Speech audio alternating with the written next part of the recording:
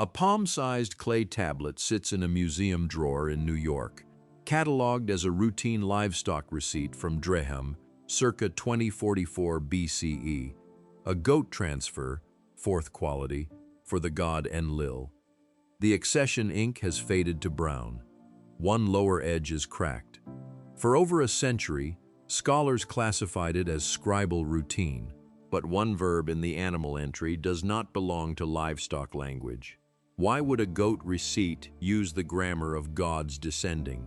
Because a second tablet, from a different archive entirely, uses the same verb in the same position. The site it came from was not a temple. It was not a tomb. It was a warehouse. Puzrish-Dagan, known today as Drehem, was the administrative livestock hub of the ancient Ur III Empire, founded around 2000 BCE by King Shulgi, a few kilometers south of Nippur in what is now southern Iraq. Over 12,000 cuneiform tablets have been recovered from this site. Most of them are exactly what they look like: inventory records. A scribe pressed wedge marks into clay to document the movement of cattle, sheep, and goats between state stockyards, temples, and royal officials.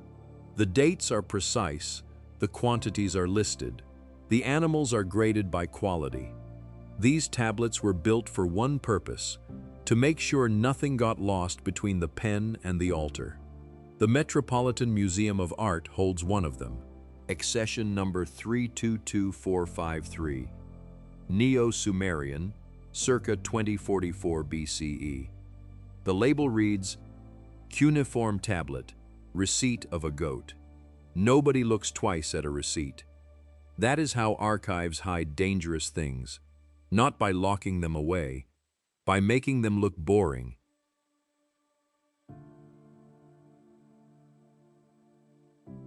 The tablet itself is unremarkable under a scanner.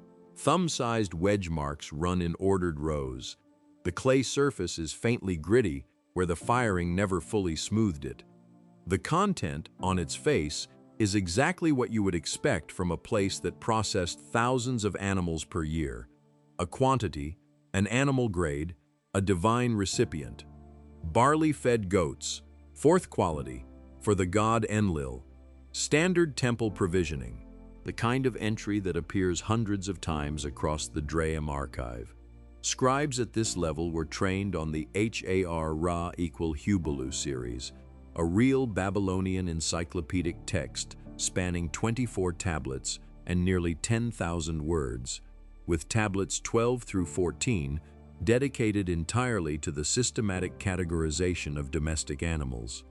The goat entries in those lists read like labels: name, type, grade, function, each verb flat and operational, the way a label on a shelf is supposed to function. It tells you what is there, nothing more. But in the Drehem administrative tradition, one verb in one goat entry does not behave like a label. You know how one wrong word can change the meaning of an entire message, not because the word is dramatic, because it does not belong. Imagine finding a grocery list where one item is described in funeral language.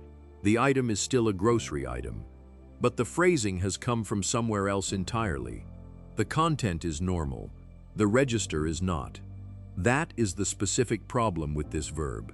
According to a contested and non-mainstream reading of several Drehem tablet variants, the grammatical construction used in a small cluster of goat entries carries the weight of intentional arrival, a directed descent, a purposeful coming down, the same structural pattern used in Sumerian texts to describe the movement of Anunnaki figures between realms.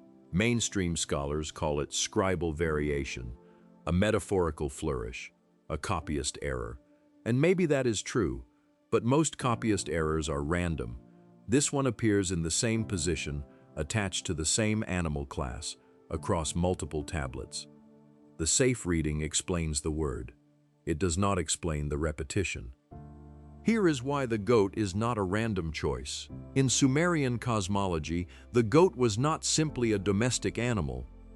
It was the emblem of Enki, one of the three most powerful deities in the entire Mesopotamian pantheon. Lord of the Abzu, the underground freshwater ocean beneath the earth, God of wisdom, creation, language, and secret knowledge. His primary symbol was the suhur, mash, the goatfish, a hybrid creature with the body of a goat and the tail of a fish, the boundary-crossing animal, the threshold creature. It was the animal that belonged to two worlds simultaneously. It did not live entirely on land. It did not live entirely in the water. It moved between registers. Enki's sacred southern sky domain was marked by this creature in the heavens, the celestial region that later became the constellation the Greeks called Capricorn, but which Babylonian astronomy had called the goatfish for 1,000 years before Greece existed. To mainstream scholars, the goatfish is straightforward divine iconography, symbolic fertility, Enki's creative energy made visible in animal form. But the Drehem tablets do not send the goats to Enki, they send them to Enlil. Enlil was Enki's counterpart, the god of wind, authority, and judgment, supreme in a different register entirely. The relationship between Enki and Enlil in Sumerian mythology is complex and often adversarial. Enki is the clever one, the protector of humans, the keeper of the me, the divine decrees that make civilization possible. Enlil is the power behind the cosmic order, the one who, in several texts, voted to destroy humanity during the Great Flood. These were not interchangeable gods. Their domains were distinct. Their animals were distinct. So why was Enki's threshold creature being transferred to Enlil in language that sounds less like a receipt and more like a deployment? That is where the safe explanation starts to crack. The Drehem archive was not only a livestock warehouse. A closer examination of its tablets, published across multiple decades by scholars working with the Cuneiform Digital Library Initiative, reveals something unusual in a subset of the goat records. Several tablets document the intentional crossbreeding of domestic nanny goats with wild mountain goats, carried out under explicit royal authority and executed by named royal messengers. The specific Sumerian word used for the wild goat in these breeding orders is dara-4, a term carrying associations with the highland and the sacred, a creature that in Sumerian symbolic geography belonged not to the domestic plane, but to the elevated, the untamed, the divine. These are not random agricultural notes. A standard livestock program breeds for weight, wool yield, or disease resistance. It does not typically need to specify the cosmological category of the animal's wild parent. To mainstream scholars, this is economic hybrid breeding, stronger animals, better resources, standard Ur-3 agricultural management. But the question is not whether that explanation is wrong. The question is why a routine livestock record needed to specify the animal's cosmological origin at all. You do not put the word sacred highlands on a breeding form unless the highlands mean something to the transaction. A digital restoration specialist working with sea-dilly material noticed something else. In a marginal position on several Drehem tablet variants, not the primary entries but the edges, where a scribe might add a secondary classification, a small determinative sign appears beside the goat entry. In standard Sumerian scribal practice, that sign is used beside objects of divine ownership, not livestock receipts, not agricultural records, objects that belong to a god. The mainstream response is straightforward: damaged clay, misread wedge impression, overinterpretation of an incomplete mark. But the same mark appears beside the same animal class in 3 non-adjacent tablets from different years of the same archive. If it is a scribal error, it is a remarkably consistent one. This is where the mystery leaves the warehouse, because the verb anomaly, the threshold symbolism, the crossbreeding language, the disputed determinative mark, all of these details belong to one site, one archive, one animal class. They could still be coincidence, small patterns in large archives, background noise mistaken for signal. Then a second text arrives, and coincidence becomes harder to hold. The Sumerian creation myth known as Enki and Ninma is a real text, preserved on tablets from the Old Babylonian period, with a bilingual Sumerian-Akkadian copy surviving from the Neo-Assyrian era. It tells the story of how the lesser gods, the Igigi, grew exhausted from their labor digging canals and carrying earth. Their suffering reached Enki, who devised the creation of humans from clay, beings who would carry the labor the gods no longer wanted to perform. When the first humans were created and the gods were freed, a feast was held. And in that feast, in this real, academically confirmed Sumerian creation text, a specific line reads, Enlil and Lord Nudimmud roasted holy kids. Kids, young goats, holy ones. At the exact moment humanity was assigned its function as labor replacement for the gods themselves roasted goats, not received them as offerings from humans, not had them delivered by priests. They handled them personally. They prepared them with their own hands. In every other ritual context preserved across the Sumerian record, the direction of the transaction runs one way. Humans offer animals to gods, the gods receive, the priests intermediate. The altar stands between the mortal and the divine. But in the creation feast, at the threshold of humanity's assignment, the gods are on the wrong side of the altar. They are doing the work that should, by ritual logic, belong to humans or priests. It is like finding a receipt where the shopkeeper is listed as the one who paid. The official reading calls this celebratory imagery, a poetic rendering of divine joy, standard feast motif in Sumerian literary texts. And that explanation is defensible, except that it leaves one structural detail untouched. The goat appears at the exact hinge of the human creation story, handled by the gods themselves, in the same narrative moment that humanity crosses from non-existence into assigned function. That is not a coincidence in mythology. That is a structural position. Now a second Sumerian text. The myth of Lahar and Ashnan is a real composition, a story about the divine origins of herding and grain, in which the Anunnaki find themselves unable to make effective use of the products of the earth, until the proper arrangement between humans and animals is established. In that story, the goat, the herding animal, is specifically implicated in producing what the gods require but cannot obtain without the correct human-animal combination functioning. The goat is not the offering, the goat is the mechanism, something that must be operating correctly for the divine economy to function at all.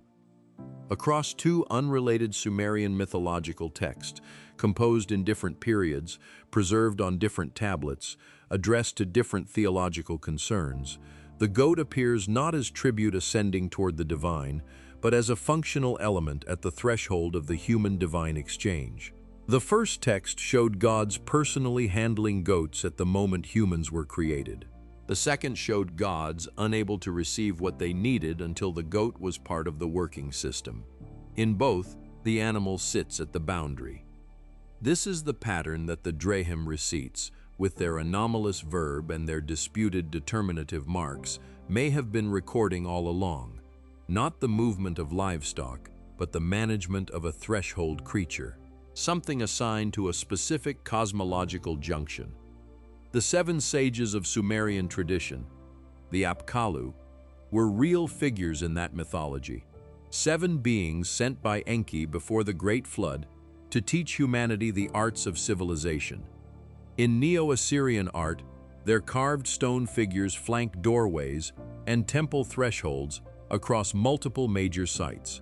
Guardian teachers placed precisely at the boundary between inside and outside, between the human interior and the divine exterior.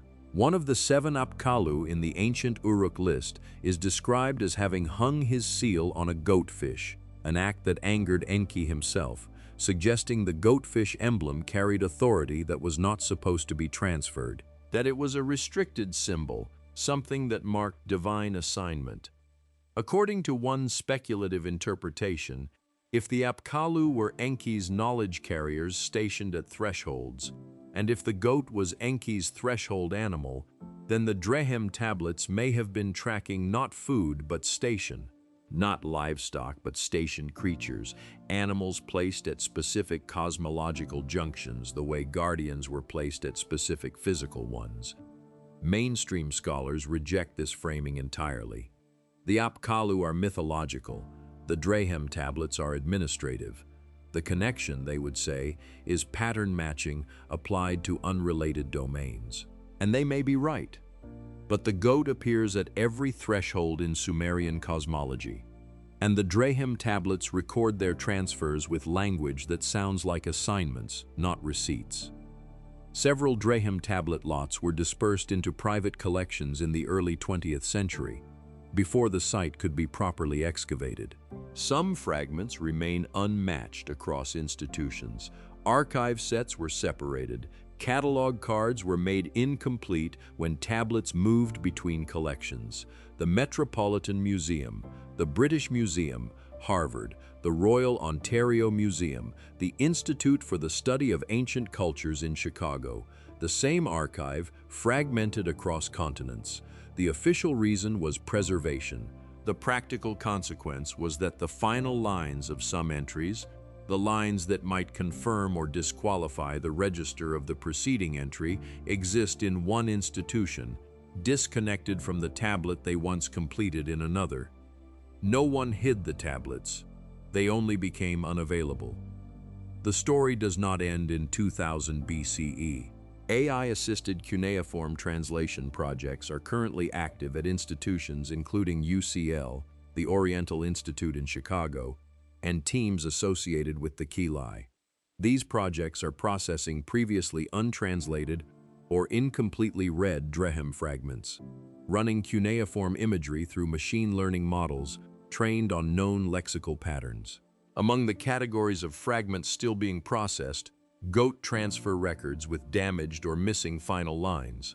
The technology now exists to read what the cracked lower edge may be hiding. The tablets still exist. The question is whether anyone is asking the right question of the right fragment. The mystery is not safely in the past. It is open. Return to the creation moment in Enki and Ninmah. The gods created humans to replace their own labor. The Igigi were freed. The Anunnaki feasted. Holy goats were roasted by the most powerful figures in the Sumerian universe.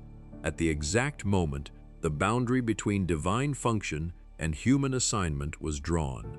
If goats appear at every structural hinge of that creation story, in the feast, in the crossbreeding orders, in the cosmological threshold position, in the heavens as the goatfish constellation of Enki's sacred southern sky, then according to one disturbing speculative reading, the goat may not have been food. It may have been a marker, a living signal that a threshold had been crossed, an animal whose presence indicated the moment when the god's world touched the human one, and the arrangement between them changed. In mainstream archaeology, this remains entirely unproven. The standard economic explanation for the Drehem archive is well supported across the overwhelming majority of its 12,000 tablets. The goat, in most contexts, is exactly what the label says: livestock, managed, graded, transferred, consumed. But the specific verb anomaly has not been fully explained. The reverse transaction direction in Enki and Ninmah, gods handling goats themselves at the precise moment of human creation, has not been resolved. The crossbreeding language specifying the highland wild goat by cosmological category remains unusual for an economic record. The Apkallu threshold placement remains structurally identical to the Drehem transfer language. The disputed determinative marks appear where they should not appear. The official explanation is possible. It is incomplete for these specific details. Even if the alternative theory is entirely wrong, even if every anomalous detail has a mundane explanation that a more complete archive would reveal immediately, the pattern still has to be explained, and no one has explained it. The safe reading accounts for the whole. It just never accounts for the one wrong word. The tablet is still in the Metropolitan Museum, Accession 322453, palm-sized, cracked lower edge, The accession label has not changed. Receipt of a goat. The verb is still pressed into the clay, still sitting in the same position, still carrying a grammatical weight that does not belong in a livestock record. Somewhere, in an archive in another city, in an institution the Drehem scribe never knew would exist, the matching fragment waits in a labeled box. Its final line either confirms the routine reading or does not. The goatfish constellation still rises over the southern sky, as it did over Eridu, over the first temple of Enki, over the night the gods are said to have stopped laboring and begun to feast. Whatever the Drehem scribes were recording, they recorded it in clay, which survives almost everything. They did not explain it, they did not annotate it. They pressed the marks and moved on to the next animal. The clay remembers the delivery. It does not explain the destination.